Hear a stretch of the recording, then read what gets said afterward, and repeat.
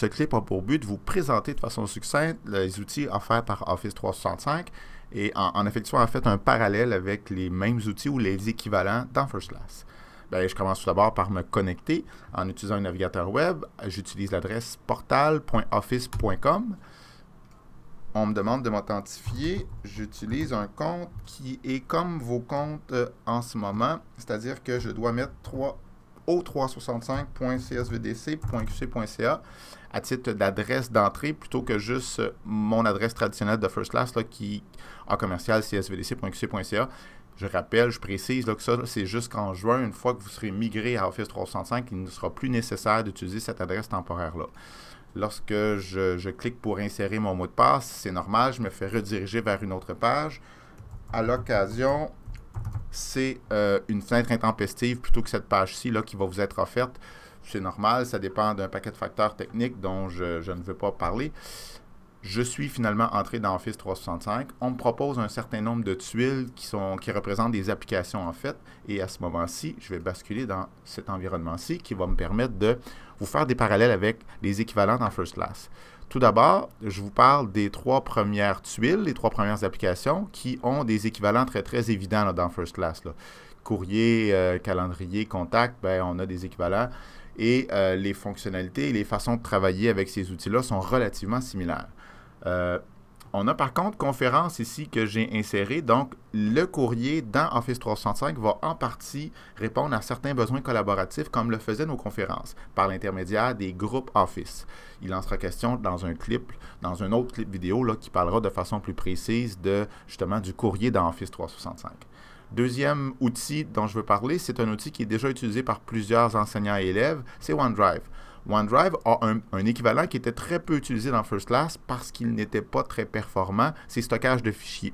C'est un endroit où vous pouviez héberger vos fichiers. Dans Office 365, en plus de les héberger et d'avoir beaucoup plus d'espace, vous pouvez éditer ces mêmes fichiers-là à l'aide d'un certain nombre d'applications en ligne qui sont Word en ligne, Excel en ligne, PowerPoint en ligne et OneNote en ligne.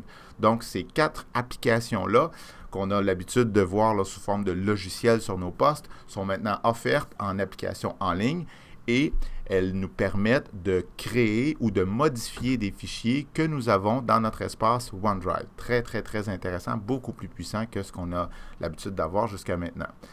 Je précise tout de suite pour les nombreux utilisateurs, pour ne pas dire la totalité là, dans quelques semaines ou mois, qui ont accès à Office sous forme de logiciel sur leur ordinateur, qu'il est aussi possible d'éditer les fichiers qui sont dans OneDrive, mais avec votre logiciel Office, c'est-à-dire par exemple la version régulière et pleinement potentielle là, de Word. Je passe à une autre tuile, un autre outil qui est relativement nouveau. Tiens, je choisis de parler de Yammer tout de suite. Yammer, on a un équivalent d'une partie de ce que les conférences nous permettaient de faire. Qu'est-ce que Yammer? C'est une espèce de média social moderne à l'interne, privé à une entreprise ou un organisme. C'est une espèce de Facebook juste pour nous, fermé à l'ensemble de nos utilisateurs.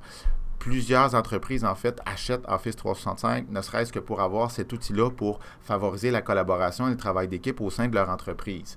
Donc, c'est un outil dont nous disposons qui va avantageusement remplacer ce qui se passait au premier niveau d'un paquet de conférences. Dernier outil, dernière tuile, les sites SharePoint.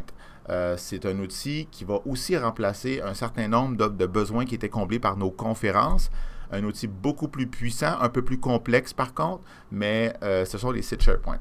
À ce moment-ci, je ne désire pas aller en profondeur dans chacun de ces onglets-là. Ça fera plutôt l'objet d'une autre capsule vidéo.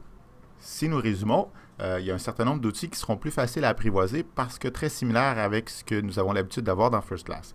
Par contre, il y a de nouveaux joueurs, entre autres OneDrive, qui nous permet, en plus d'héberger, qui nous permettra d'éditer les fichiers que nous y hébergeons.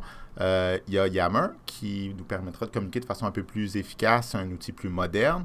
Il y a les sites SharePoint qui répondront aux besoins les plus complexes des plus grandes conférences.